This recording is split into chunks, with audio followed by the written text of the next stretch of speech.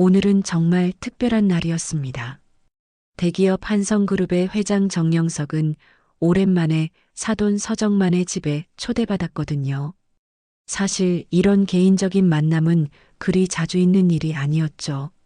평소 바쁜 사업으로 인해 가족 간의 모임도 드물었는데 오늘만큼은 여유롭게 시간을 보내려 했습니다. 회장실에서 나오며 비서 오상훈에게 일정을 미뤄달라고 부탁했을 정도였어요. 검은색 벤츠가 서정만의 저택 앞에 천천히 멈춰 섰습니다. 정영석은 차에서 내리며 웅장한 건물을 올려다봤어요. 역시 상류층답게 격조 있는 외관이 인상적이었죠. 잘 다듬어진 정원과 고풍스러운 건축 양식이 조화를 이루고 있었습니다. 대문을 지나 현관까지 이어진 석재 바닥도 반들반들하게 닦여 있었어요. 이런 디테일 하나하나가 이 집안의 품격을 보여주는 것 같았습니다. 현관문이 열리자 며느리 서지수가 직접 나와서 맞이했습니다. 오늘 서지수는 특히 단정하고 우아한 모습이었어요. 베이지색 블라우스에 검은색 치마를 입고 진주 목걸이까지 매치한 차림새가 완벽했죠. 아버님, 어서 오세요. 오시느라 수고 많으셨습니다. 서지수의 목소리는 한없이 정중하고 따뜻했어요. 우아한 미소를 지으며 정영석을 안내하는 모습은 완벽한 며느리 그 자체였죠. 걸음걸이도 조용하고 품이 있었고 말투도 존댓말을 정확히 구사하면서도 자연스러웠습니다. 정영석은 그런 서지수를 보며 흐뭇해했어요. 역시 좋은 집안에서 자란 사람은 다르다는 생각이 들었거든요. 거실로 들어서자 서정만이 반갑게 맞아주었습니다. 두 사람은 오랜만에 만남을 기뻐하며 담소를 나눴어요. 서지수는 정성스럽게 차를 준비해서 가져다 주었죠. 고급스러운 찻잔에 따뜻한 차향이 피어올랐고 함께 나온 다가도 정말 정성스러워 보였습니다. 모든 것이 완벽했어요. 고급스러운 인테리어, 세심한 배려, 그리고 화목한 분위기까지 정말 부러워요. 지수 씨 같은 며느리를 두셔서 말입니다. 이렇게 섬세하게 챙겨주시는 분이 어디 있겠어요. 정영석의 칭찬에 서지수는 겸손하게 고개를 숙였습니다. 과찬이십니다, 아버님. 당연히 해야 할 일이죠. 그런데 이상하게도 그 순간 서지수의 눈빛에 뭔가 차가운 기운이 스쳤어요. 하지만 워낙 순간적이어서 정영석은 착각인 줄 알았죠. 대화는 자연스럽게 사업 이야기, 가족 근황, 그리고 최근 사회 동향까지 다양한 주제로 이어졌습니다. 서정만은 오랜 친구답게 편안한 분위기를 만들어 주었고 서지수는 중간중간 차를 다시 따라주며 완벽한 호스트 역할을 해냈어요. 정영석은 이런 평화로운 시간이 정말 소중하다고 느꼈습니다.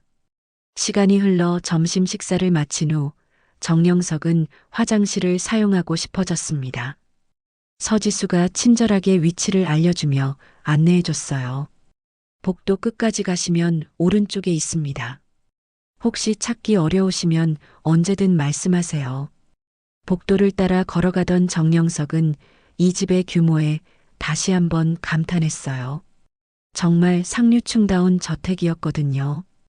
복도 양쪽에 걸린 그림들도 범상치 않아 보였고 바닥의 대리석도 고급스러웠습니다. 그런데 화장실로 향하던 중 차고 쪽에서 이상한 소리가 들려왔어요. 처음엔 별로 신경 쓰지 않았는데 점점 소리가 거세어지더니 명백한 고성이 되었습니다. 정영석은 발걸음을 멈추고 귀를 기울였죠. 분명히 누군가가 화를 내고 있는 소리였어요.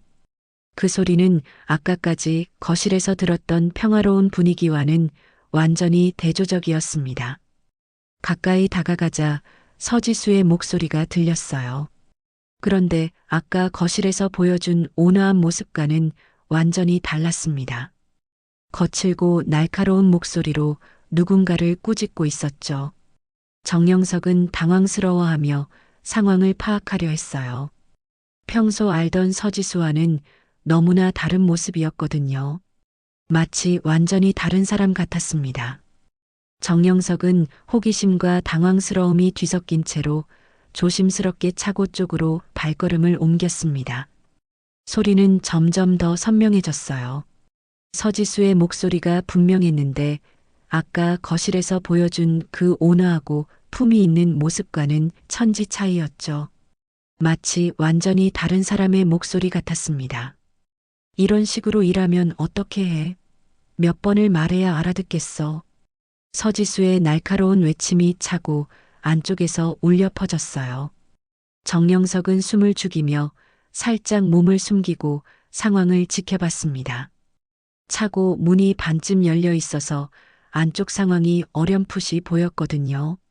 서지수가 누군가를 향해 손가락질을 하며 소리를 지르고 있었어요. 당신 같은 놈은 여기서 일할 자격도 없어. 알겠어? 그 순간 정영석의 심장이 덜컥 내려앉았습니다. 서지수가 상대방의 뺨을 세게 때리는 소리가 찰싹하고 울렸거든요. 그 소리는 차가운 공기를 가르며 정영석의 귀에 선명하게 들렸어요. 이어서 서지수의 더욱 거친 폭언이 쏟아졌습니다. 내가 뭔데 감히 나한테 대답해. 입 다물고 시키는 일이나 제대로 해. 정영석은 믿을 수 없다는 표정으로 그 광경을 바라봤어요. 불과 10분 전까지만 해도 거실에서 자신에게 정중하게 차를 따라주던 그 서지수가 맞나 싶었죠. 목소리의 톤, 표정, 몸짓 모든 것이 완전히 달랐습니다. 마치 가면을 벗어던진 것 같았어요. 그런데 더 충격적인 일이 벌어졌습니다. 맡고 있던 남자가 고개를 들어 서지수를 바라보는 순간 정영석의 숨이 완전히 멎어버렸거든요. 그 얼굴을 본 순간 온몸에 소름이 돋았어요. 시간이 정지된 것 같았습니다. 이럴 수가. 저 얼굴은 그 남자의 얼굴이 35년 전에 실종된 자신의 아들 정재민과 너무나 닮아 있었어요. 아니, 닮은 정도가 아니라 거의 판박이었습니다. 물론 나이는 들었지만 눈매, 코, 입술의 모양까지 모든 것이 기억 속의 정재민과 일치했어요. 정영석은 무릎에 힘이 빠져 벽에 기대야 했습니다. 운전기사로 보이는 그 남자는 제복을 입고 있었어요. 서지수의 폭언과 폭행에도 불구하고 고개를 숙인 채 말없이 참고 있었습니다. 그 모습이 더욱 정영석의 마음을 아프게 했죠. 혹시 정말로 자신의 아들이라면 그 아이가 이런 대우를 받고 있다는 게 견딜 수 없었거든요.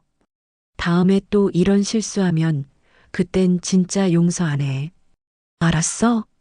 서지수는 마지막으로 한 번 더 위협적인 말을 던지고는 뒤로 돌아섰어요. 정영석은 재빨리 몸을 숨겼습니다.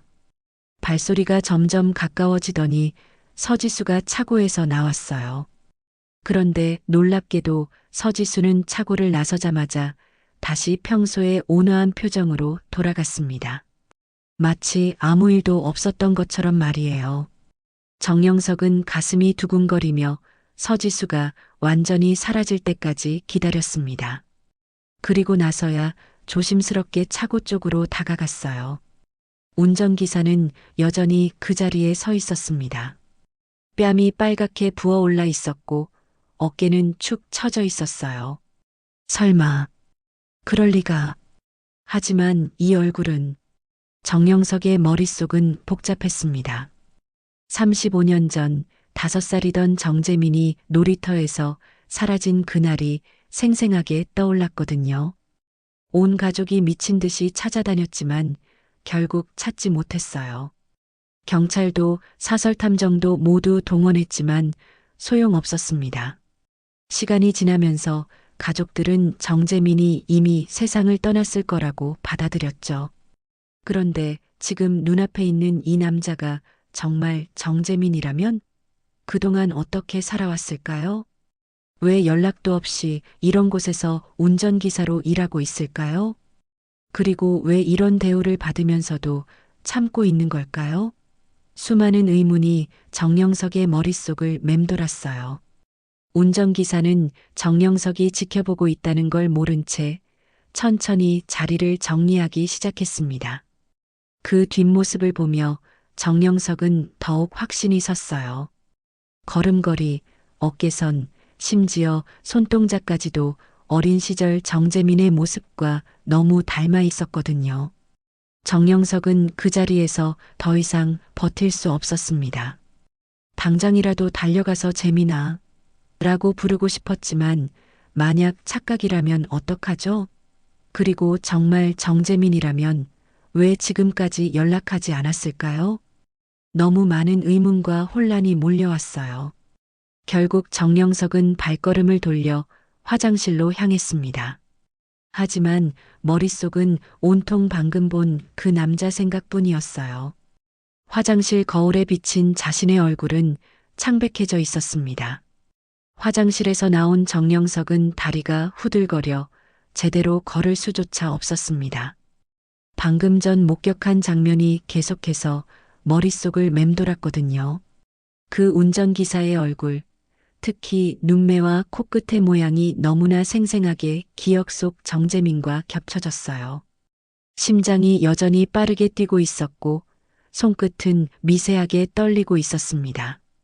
거실로 돌아간 정영석은 최대한 평정심을 유지하려 애썼어요. 서정만과 서지수가 여전히 담소를 나누고 있었는데 서지수는 마치 아무 일도 없었던 것처럼 우아한 미소를 지으며 앉아 있었습니다. 그 모습을 보니 방금 전 차고에서 본 광경이 꿈이었나 싶을 정도였어요. 어디 몸이 안 좋으신가요? 얼굴이 많이 창백해 보이시는데 서지수가 걱정스러운 표정으로 물었습니다. 정영석은 그 가식적인 관심에 속이 울렁거렸지만 겉으로는 아무렇지 않은 척했어요. 아니에요, 괜찮습니다. 조금 피곤한 것 같네요. 그럼 오늘은 일찍 가셔서 쉬시는 게 좋겠어요. 운전기사를 불러드릴까요? 서지수의 말에 정영석의 심장이 다시 한번 뛰었습니다. 운전기사라는 말을 들으니 방금 전 그 남자가 다시 떠올랐거든요. 하지만 지금 당장 다시 만날 용기는 없었어요. 너무 혼란스러웠습니다. 아니에요, 괜찮습니다. 제 차로 가겠어요. 정영석은 서둘러 인사를 나누고 서정만의 집을 떠났습니다. 차 안에서도 계속해서 그 운전기사 얼굴이 머릿속을 떠나지 않았어요. 운전을 하면서도 자꾸만 한눈을 팔게 되어 위험할 정도였습니다. 집에 도착한 정영석은 곧바로 서재로 향했어요. 오래된 서랍장을 열어 가장 안쪽에 보관해둔 낡은 사진첩을 꺼냈습니다. 그 사진첩은 정재민이 실종된 이후로 한 번도 꺼내본 적이 없었어요. 너무 아파서 볼 수가 없었거든요. 떨리는 손으로 사진첩을 펼치자 어린 정재민의 모습이 나타났습니다.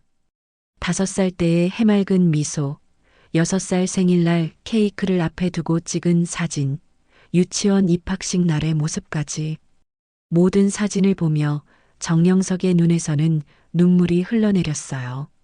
재민아, 정말 내가 맞는 거니? 사진 속 정재민의 눈매를 자세히 들여다봤습니다. 그리고 오늘 본 운전기사의 얼굴과 하나하나 비교해 봤어요. 눈의 모양, 눈썹의 각도, 코의 높이까지 모든 것이 일치했습니다. 특히 왼쪽 눈꼬리에 있는 작은 점까지도 똑같았어요. 정영석은 사진을 가슴에 꼭 안고 흐느꼈습니다. 35년 동안 마음 깊이 묻어둔 아픔이 한꺼번에 터져 나왔거든요. 그동안 얼마나 그리워했는지, 얼마나 미안해했는지 모를 일이었어요. 그날 놀이터에 데려가지 않았다면, 좀 더 주의 깊게 지켜보았다면 하는 후회가 밤마다 정영석을 괴롭혔습니다. 말도 안 돼. 죽은 줄 알았던 아이가 기사로? 하지만 동시에 의문도 들었어요. 만약 정말 정재민이라면 왜 지금까지 연락하지 않았을까요? 설마 자신을 기억하지 못하는 건 아닐까요? 아니면 어떤 이유로 일부러 숨고 있는 건 아닐까요? 너무 어린 나이에 실종되어서 기억을 잃었을 수도 있었어요. 정영석은 책상 위에 놓인 정재민의 유년 시절 사진을 계속 바라봤습니다. 사진 속 아이의 순수한 미소가 오늘 본 운전기사의 처연한 표정과 대비되어 더욱 마음을 아프게 했어요. 그 아이가 어떻게 자랐을까, 어떤 일들을 겪었을까 하는 생각에 가슴이 미어졌습니다. 시계를 보니 벌써 밤 10시가 넘어 있었어요. 정영석은 하루 종일 사진첩만 바라보며 시간을 보낸 거였습니다. 하지만 아직도 확신이 서지 않았어요. 너무 닮아서 착각일 수도 있었거든요. 그렇지만 마음 한편으로는 분명히 정재민이라는 확신도 있었습니다. 어떻게 해야 할까? 정영석은 깊은 고민에 빠졌어요. 당장 달려가서 확인하고 싶었지만 만약 착각이라면 상대방에게 민폐가 될 수 있었습니다. 그리고 정말 정재민이라면 갑작스럽게 나타나는 것이 좋을까요? 아마도 그 아이도 나름대로의 사정이 있을 텐데. 결국 정영석은 신중하게 접근하기로 결심했어요. 먼저 그 운전기사에 대해 자세히 알아봐야 했습니다. 이름은 무엇인지, 언제부터 서정만 집에서 일했는지, 어떤 경력을 가지고 있는지 말이에요. 그래야 정확한 판단을 할 수 있을 것 같았습니다. 하지만 누구에게 이런 일을 부탁해야 할까요? 너무 민감한 문제라 함부로 말할 수도 없었어요. 그러다가 문득 비서 오상훈이 떠올랐습니다. 오상훈은 15년째 정영석을 보좌해온 믿을 만한 사람이었거든요. 무엇보다 정재민 실종 사건에 대해서도 어느 정도 알고 있었어요. 정영석은 내일 오상훈에게 이 일을 털어놓기로 마음먹었습니다. 그리고 조심스럽게 그 운전기사에 대해 조사해달라고 부탁할 생각이었어요. 진실이 무엇이든 간에 반드시 확인해봐야 했습니다. 다음 날 아침 정영석은 평소보다 일찍 회사에 출근했습니다. 밤새 잠을 이루지 못해 눈가에 다크서클이 짙게 드리워져 있었어요. 계속해서 어제 본 운전기사의 얼굴이 머릿속을 맴돌았거든요. 사진첩을 몇 번이고 들여다보며 비교해봤지만 볼 때마다 더욱 확신이 섰습니다. 회장실에 들어서자마자 정영석은 비서 오상훈을 불렀어요. 오상훈은 45살의 신중하고 꼼꼼한 성격의 남자였습니다. 15년 전 정영석의 비서로 들어온 이후로 한 번도 실수를 한 적이 없을 정도로 믿을 만한 사람이었죠. 상훈 씨, 잠깐 들어와 보세요. 네, 회장님. 무슨 일이시죠? 오상훈이 차분한 목소리로 대답하며 회장실로 들어왔어요. 그런데 정영석의 표정을 보자 뭔가 심상치 않다는 걸 눈치챘습니다. 평소 침착하고 위엄 있던 회장의 모습과는 달리 오늘은 어딘가 불안해 보였거든요. 문을 닫고 앉으세요. 중요한 이야기가 있어요. 오상훈은 문을 닫고 정영석 앞에 앉았습니다. 정영석은 잠시 망설이다가 입을 열었어요. 이런 개인적인 일을 회사에서 이야기하는 게 적절한지 고민됐지만 오상훈만큼 믿을 만한 사람도 없었거든요. 상훈 씨는 제 아들 재민이에 대해 알고 있죠? 네, 회장님. 물론 알고 있습니다. 오상훈은 조심스럽게 대답했어요.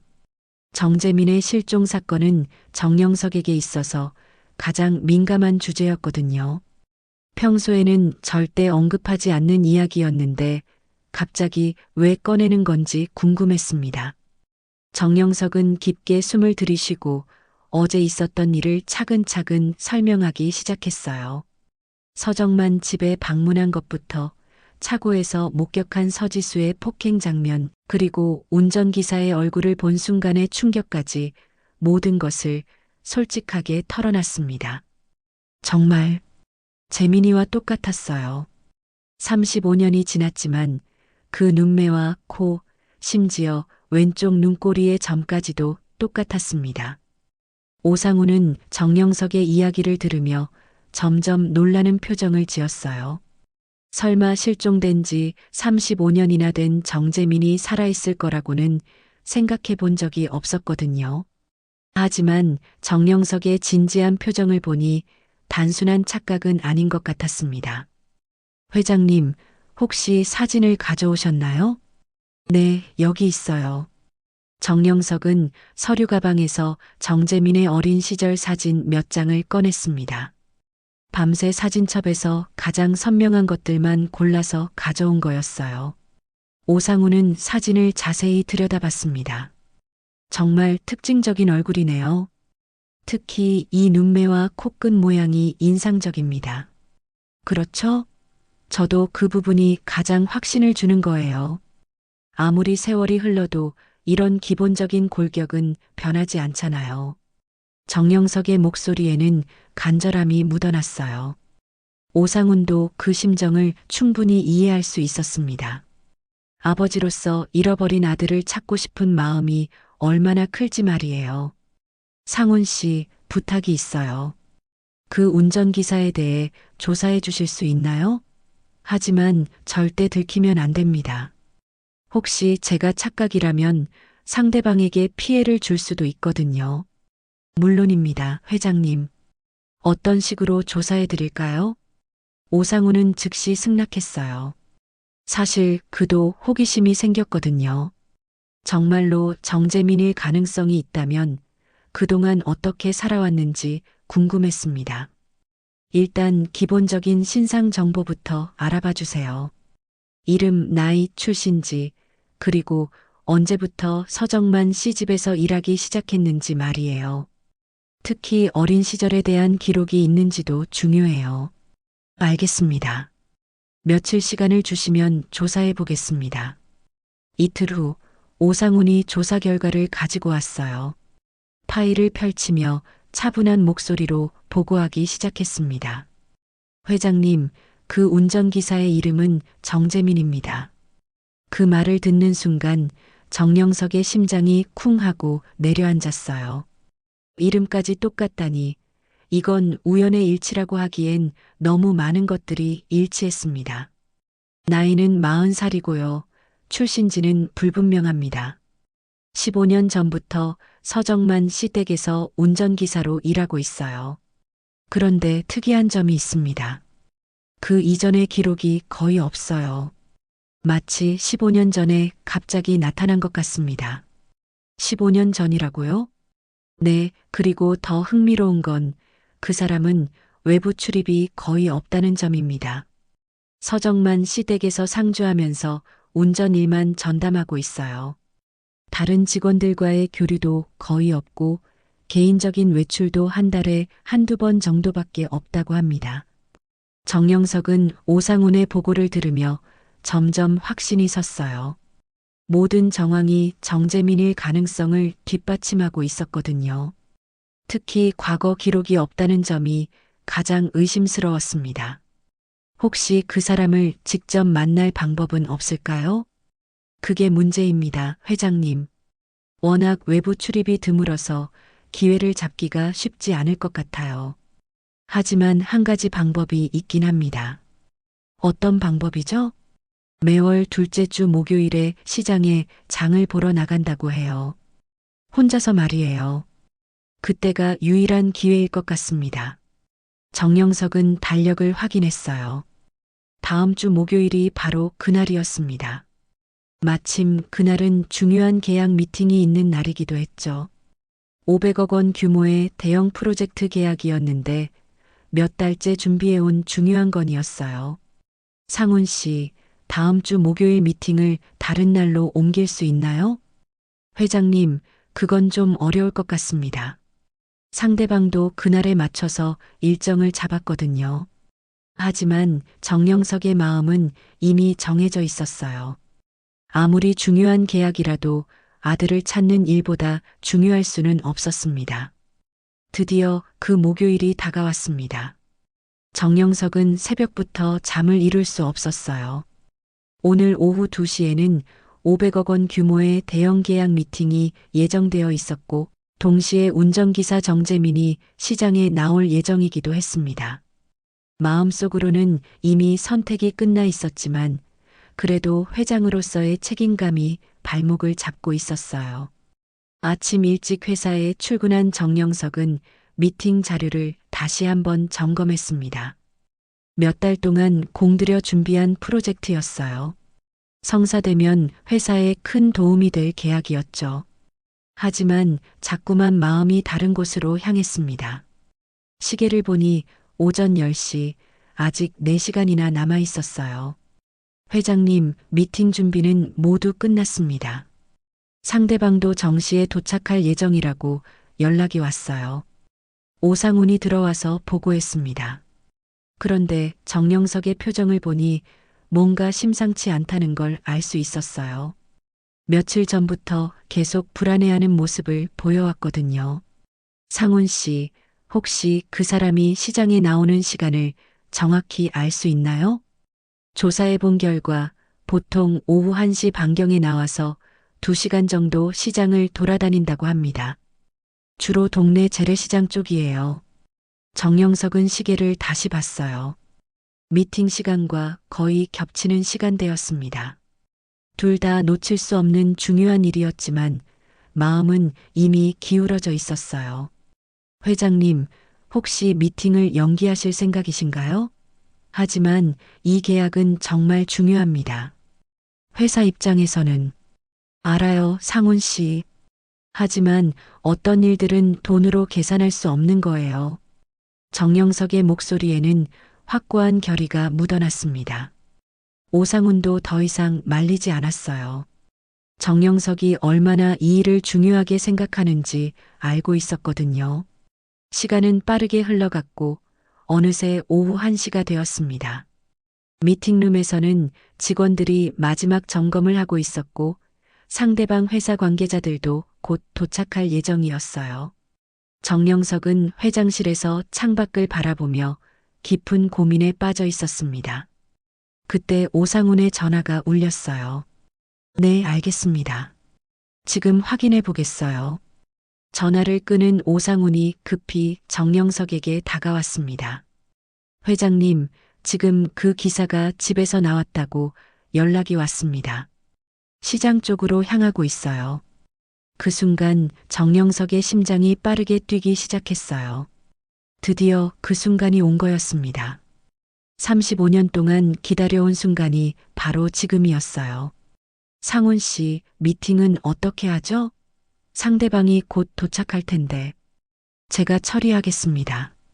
회장님께서 급한 일이 생겨서 잠시 자리를 비우신다고 말씀드리겠어요.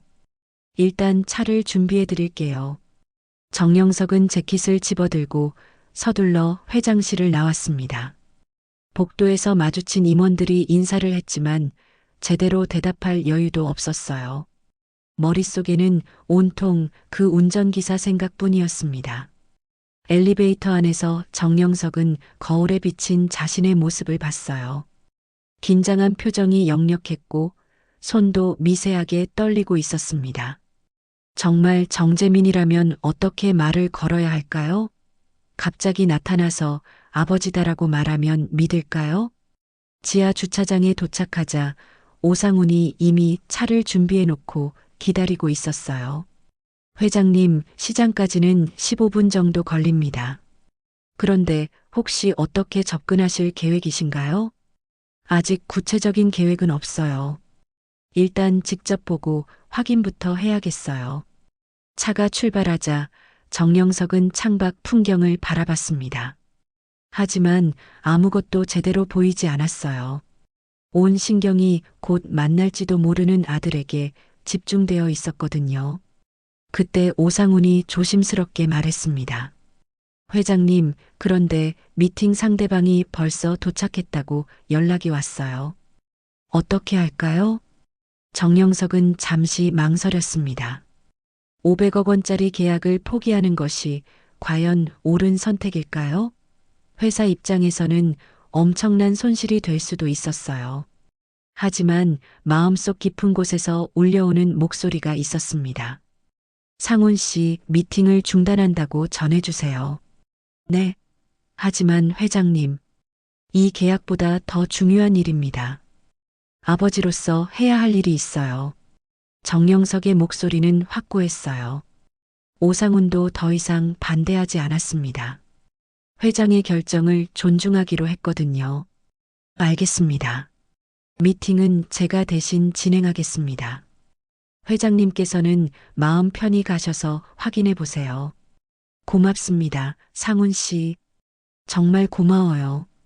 차는 계속해서 시장 쪽으로 향했습니다. 점점 가까워질수록 정영석의 긴장은 더욱 커졌어요.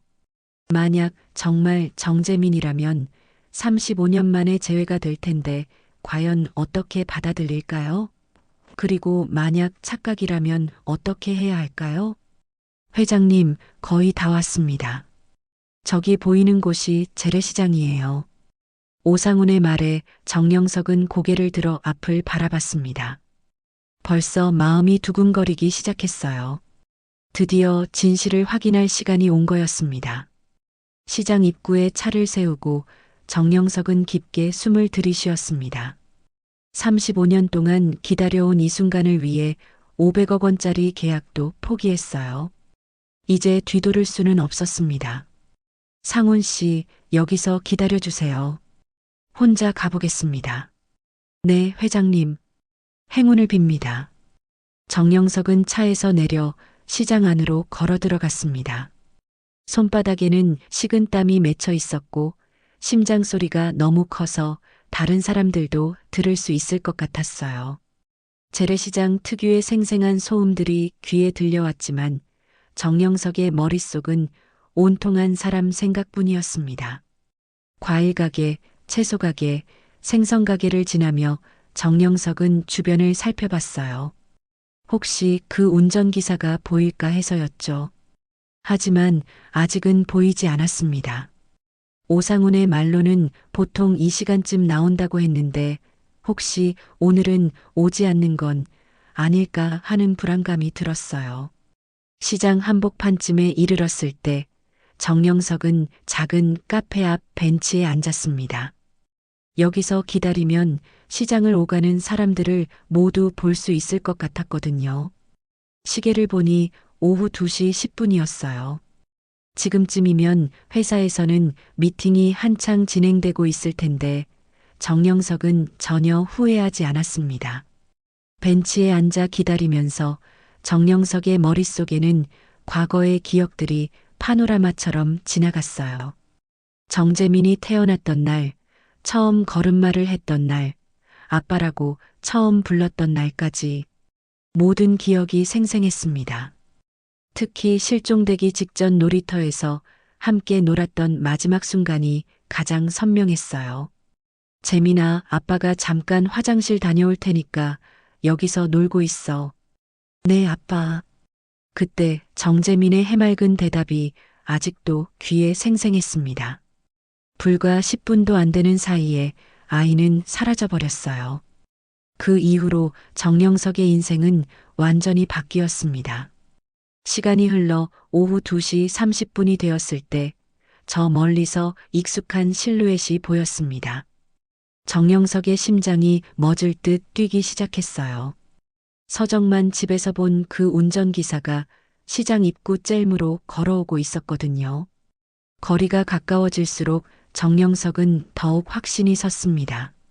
걸음걸이, 어깨선, 그리고 무엇보다 그 얼굴이 기억 속 정재민과 너무나 닮아 있었어요.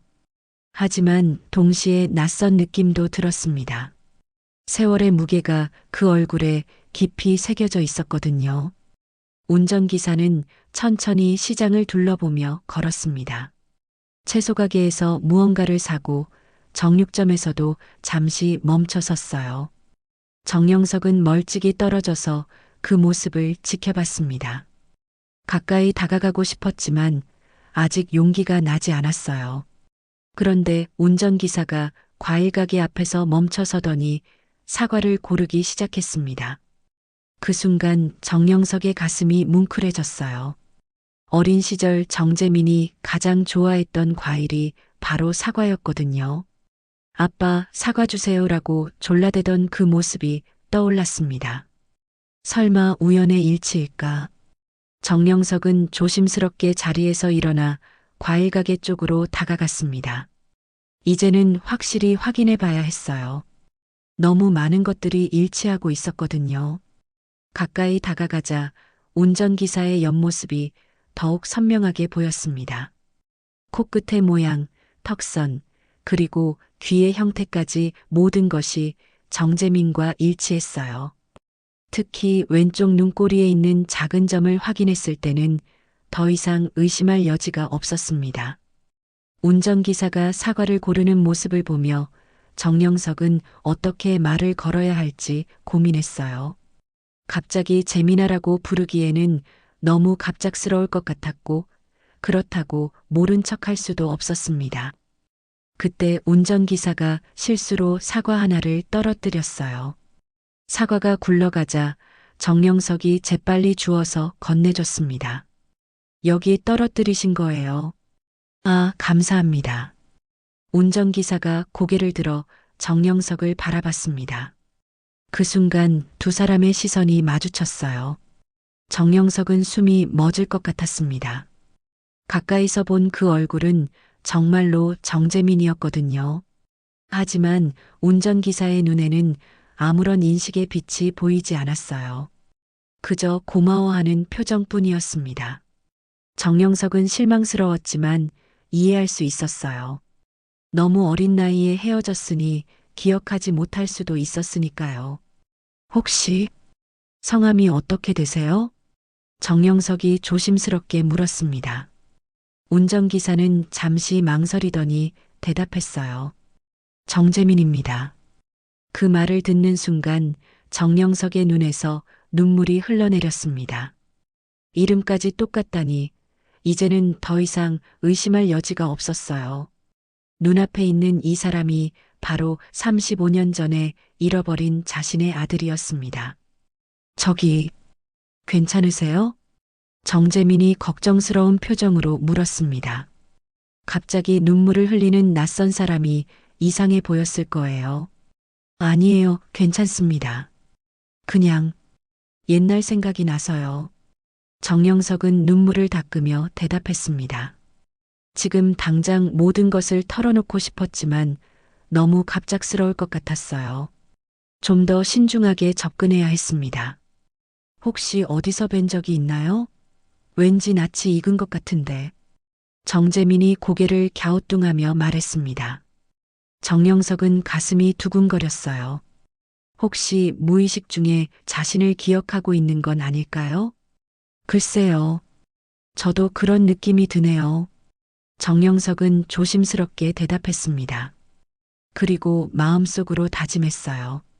반드시 이 아이와 더 많은 대화를 나누고 진실을 확인해 봐야겠다고 말이에요. 괜찮아요. 그날 제가 직접 확인해 보겠습니다. 정영석은 더 많은 시간을 함께 보내고 싶어서 조심스럽게 제안했습니다. 혹시 시간 되시면 차라도 한잔 하실까요? 저기 카페가 있던데. 정재민은 잠시 망설였어요. 평소 낯선 사람과 어울리는 일이 거의 없었거든요. 하지만 정영석에게서 묘한 친근감이 느껴져서 거절하기가 어려웠습니다. 네, 좋습니다. 시간이 조금 있어요. 두 사람은 시장 안의 작은 카페로 향했습니다. 정영석의 마음은 복잡했어요. 반가움과 설렘, 그리고 어떻게 진실을 말해야 할지에 대한 고민이 뒤섞여 있었거든요. 카페에 앉아 마주보고 있으니 더욱 확신이 섰습니다. 눈앞에 앉아 있는 이 사람이 분명히 자신의 아들이었어요. 커피 드실까요? 차 드실까요? 커피로 주세요. 정재민의 목소리는 조용하고 차분했습니다. 어린 시절에 활발했던 모습과는 많이 달라져 있었어요. 세월이 그를 조용하고 내성적인 사람으로 만들어 놓은 것 같았습니다. 커피가 나오자 정영석은 조심스럽게 대화를 시작했어요. 운전 일을 하신 지 오래되셨나요? 15년 정도 됐어요. 지금 집에서 쭉 일하고 있습니다. 그럼 그 이전에는 어떤 일을 하셨어요? 정재민의 표정이 순간 어두워졌습니다. 과거에 대한 질문을 받으면 항상 이런 반응을 보였어요. 기억하고 싶지 않은 일들이 많았거든요. 잘 기억이 안 나요. 어린 시절 기억이 많이 없어서요. 그 말을 듣는 순간 정영석의 가슴이 아팠습니다. 역시 무언가 트라우마가 있는 것 같았어요. 아마도 실종 당시의 충격으로 기억을 잃었을 가능성이 높았습니다. 혹시 가족은 있으세요? 아니요. 혼자예요. 정재민의 대답은 간단했지만 그 속에 담긴 외로움이 느껴졌습니다. 정영석은 더욱 마음이 아팠어요. 35년 동안 혼자 살아온 아들을 생각하니 미안함과 안타까움이 밀려왔거든요. 어린 시절은 정말 전혀 기억이 안 나세요? 정영석이 조심스럽게 다시 물었습니다. 정재민은 잠시 생각에 잠겼어요. 가끔 꿈에서 나오는 흐릿한 장면들이 있기는 했지만 확실하지 않았거든요. 가끔 꿈에서 놀이터 같은 곳이 나와요.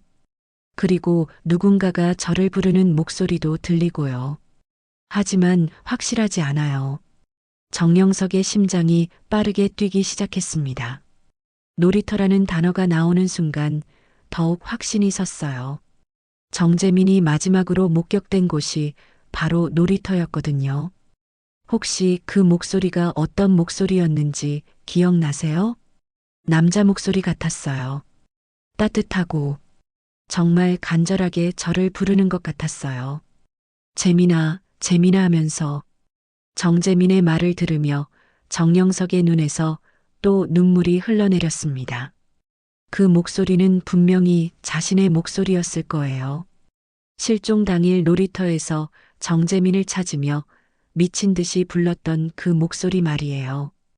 혹시 이런 상처 기억나세요? 정영석이 자신의 오른손 새끼손가락을 보여줬습니다.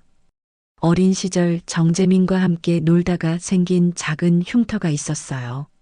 정재민도 같은 곳에 똑같은 상처가 있었다면 확실한 증거가 될 수 있었습니다. 정재민은 놀란 표정으로 자신의 오른손을 바라봤어요. 정말로 새끼손가락 같은 위치에 작은 흉터가 있었거든요. 어떻게 하셨어요? 저도 어떻게 생긴 상처인지 모르겠는데 우리가 어린 시절에 함께 놀다가 생긴 상처예요. 정영석의 목소리는 떨리고 있었습니다. 이제는 더 이상 숨길 수 없었어요. 모든 증거가 일치하고 있었거든요. 무슨 말씀이세요? 정재민이 당황스러운 표정으로 물었습니다. 상황을 이해할 수 없었어요. 정영석은 깊게 숨을 들이쉬고 용기를 냈습니다. 재민아, 나는 내 아버지야. 그 말이 나오는 순간 카페 안이 조용해졌습니다. 정재민은 믿을 수 없다는 표정으로 정영석을 바라봤어요. 아버지라고요? 무슨, 내가 5살 때 놀이터에서 실종됐어. 35년 동안 너를 찾아다녔는데 이제야 만났구나. 정영석은 주머니에서 정재민의 어린 시절 사진을 꺼냈습니다. 정재민은 그 사진을 보는 순간 온몸이 떨리기 시작했어요. 사진 속 아이의 얼굴이 꿈에서 봤던 자신의 모습과 똑같았거든요. 이게 저예요? 그래, 내가 5살 때 찍은 사진이야. 내가 가장 좋아하던 빨간 티셔츠를 입고 있지? 정재민의 기억 속에서 뭔가 번개처럼 스쳐 지나갔습니다. 빨간 티셔츠, 놀이터, 그리고 자신을 부르는 따뜻한 목소리까지 모든 것이 퍼즐처럼 맞춰지기 시작했어요. 아버지, 정말 아버지세요? 정재민의 목소리는 떨리고 있었습니다. 35년 동안 혼자 살아오면서 가족에 대한 그리움을 마음 깊이 묻어두고 살았는데 갑자기 아버지가 나타났다니 믿어지지 않았어요. 그래, 재민아. 정말 오랫동안 기다렸어. 정영석도 더 이상 감정을 억누를 수 없었습니다. 일어나서 정재민을 꼭 안아줬어요. 35년 만에 부자 상봉이었습니다. 아버지, 진짜 아버지. 정재민도 정영석을 끌어안으며 울기 시작했습니다.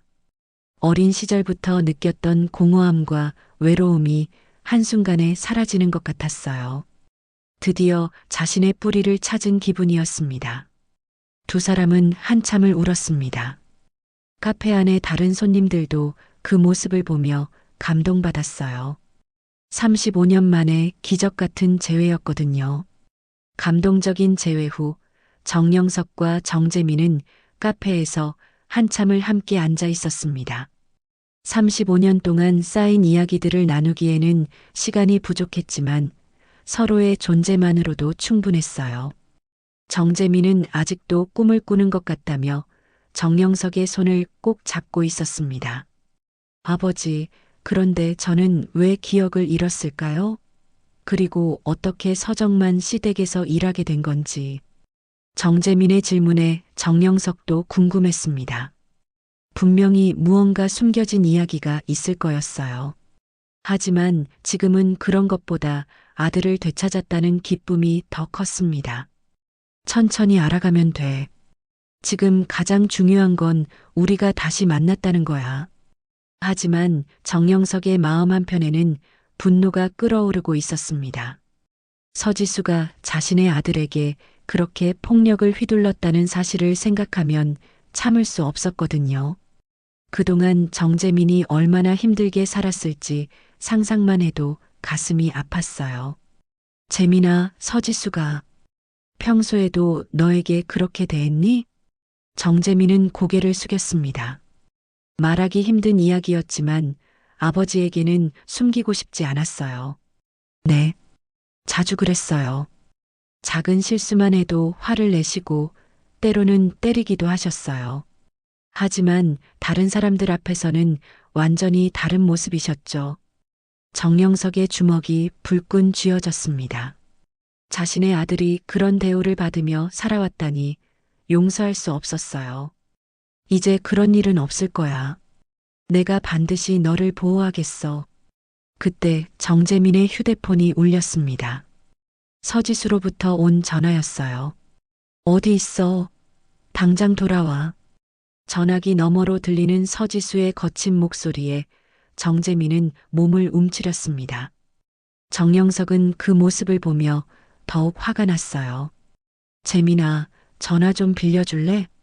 정영석이 전화를 받았습니다. 서지수 씨죠? 저는 정영석입니다. 전화 너머가 갑자기 조용해졌어요. 서지수는 정영석의 목소리를 듣고 당황했습니다. 아, 아버님. 왜 정재민 전화를 받으시는지. 앞으로 정재민에게 함부로 대하지 마세요. 제가 직접 데려가겠습니다. 무슨 말씀을. 더 이상 설명할 필요 없어요. 정재민은 제 아들이니까. 정영석은 전화를 끊었습니다. 이제 서지수도 상황을 알게 되었을 거예요. 그날 저녁 정영석은 정재민과 함께 서정만의 집으로 향했습니다. 정재민의 짐을 가져오고 무엇보다 서지수에게 그동안의 일에 대해 분명히 따져야 했거든요. 집에 도착하자 서정만과 서지수가 현관에서 기다리고 있었습니다. 서지수의 얼굴은 창백해져 있었어요. 정영석 회장님, 이게 도대체 무슨 일입니까? 서정만이 당황스러운 표정으로 물었습니다. 사돈어른, 정재민은 35년 전에 실종된 제 아들입니다. 그동안 여기서 어떤 대우를 받았는지 제가 직접 목격했어요. 정영석은 며칠 전 차고에서 본 일을 자세히 설명했습니다. 서정만은 믿을 수 없다는 표정이었고 서지수는 점점 얼굴이 하얘져 갔어요. 서지수 씨, 제 아들에게 왜 그런 짓을 했습니까? 정영석의 목소리에는 분노가 묻어났습니다. 서지수는 변명할 말을 찾지 못했어요. 저는 몰랐습니다. 정말 몰랐어요. 몰랐다고 해서 사람을 그렇게 대해도 되는 겁니까? 서정만도 충격을 받은 듯 했습니다. 며느리가 운전기사를 폭행했다는 사실도 놀라웠지만 그 운전기사가 정영석의 아들이라는 것은 더욱 충격적이었어요. 지수야, 이게 정말이니? 서지수는 고개를 숙이고 대답하지 못했습니다. 더 이상 변명할 수 없었거든요. 정영석은 정재민의 짐을 챙겼습니다. 많지 않았어요. 옷가지 몇 벌과 개인용품이 전부였습니다. 그 모습을 보며 정영석은 다시 한번 마음이 아팠어요. 재민아, 이제 집으로 가자. 네, 아버지. 정재민은 처음으로 아버지라는 호칭을 자연스럽게 불렀습니다. 그 말을 듣는 순간 정영석의 눈에서 다시 눈물이 흘러내렸어요. 집으로 가는 길에 정영석은 정재민에게 말했습니다. 재민아, 앞으로는 내가 내 옆에 있을 거야. 그동안 혼자 힘들었지? 괜찮아요, 아버지. 이제 아버지를 찾았으니까 더 이상 외롭지 않아요. 정재민의 말에 정영석은 더욱 다짐했습니다. 앞으로는 절대 아들을 혼자 두지 않겠다고 말이에요. 정영석의 집에 도착한 정재민은 웅장한 규모에 놀랐습니다. 하지만 그보다도 아버지와 함께 있다는 사실이 더 소중했어요. 재민아, 내 방을 준비해뒀어. 마음에 들지 모르지만. 아버지, 어떤 방이든 상관없어요. 아버지와 함께 있는 것만으로도 충분해요. 그날 밤 정영석과 정재민은 늦은 시간까지 이야기를 나눴습니다. 지난 35년간의 공백을 메우기 위해서였어요. 정재민은 기억나는 것들을 하나씩 이야기했고 정영석은 그동안 얼마나 그리워했는지 털어놨습니다. 아버지, 저를 찾기 위해 많이 노력하셨죠? 그럼 온 세상을 다 뒤져도 찾으려고 했어. 하지만 내가 이렇게 가까운 곳에 있을 줄은 몰랐지. 이제 저희가 다시 시작할 수 있죠? 그래, 재민아. 아버지로서 다시 시작하고 싶어? 그동안 못해준 것들을 모두 보상해주고 싶어? 정재민은 고개를 저었습니다. 아버지, 보상은 필요 없어요. 그냥 아버지와 함께 있는 것만으로도 충분해요. 저에게는 가족이 생긴 거니까요. 정영석은 아들의 말에 감동받았습니다. 그동안 혼자 살면서도 이렇게 따뜻한 마음을 잃지 않았다니 대견하기도 하고 미안하기도 했어요. 며칠 후 정영석은 회사에서 정재민을 정식으로 소개했습니다. 직원들은 모두 놀랐지만 회장의 기쁨을 함께 나눠주었어요. 오상우는 특히 감동받았습니다. 회장님, 정말 기적 같은 일이네요. 그래요, 상훈 씨. 그때 미팅을 포기한 선택이 옳았어요. 정재민은 새로운 환경에 적응해가며 아버지와의 시간을 소중히 여겼습니다. 회사 일도 차차 배워가며 정영석을 도왔어요. 서지수는 그 일 이후로 사람들 앞에 나서지 못했습니다. 자신의 행동이 얼마나 잘못된 것이었는지 깨달았거든요. 상류층의 가식적인 모습이 완전히 드러난 거였습니다. 정영석과 정재민은 잃어버린 35년의 시간을 천천히 메워갔습니다. 매일 함께 식사하고 주말에는 드라이브도 다니며 진짜 가족의 모습을 찾아갔어요. 아버지, 제가 정말 행복해요. 나도 그래, 재민아. 내가 돌아와줘서 정말 고마워. 어느 일요일 오후 두 사람은 정재민이 실종됐던 그 놀이터를 함께 찾았습니다. 이제는 아픈 기억이 아니라 새로운 시작의 장소가 되었어요. 아버지, 이제 우리가 진짜 가족이 된 거죠? 그래, 재민아. 앞으로 절대 떨어지지 말자. 두 사람은 놀이터 벤치에 앉아 석양을 바라봤습니다. 35년 만에 이루어진 기적 같은 재회, 그리고 진짜 가족이 된 이들의 새로운 시작이었습니다. 상류층의 위선은 무너졌지만 진정한 가족의 사랑은 다시 피어났어요.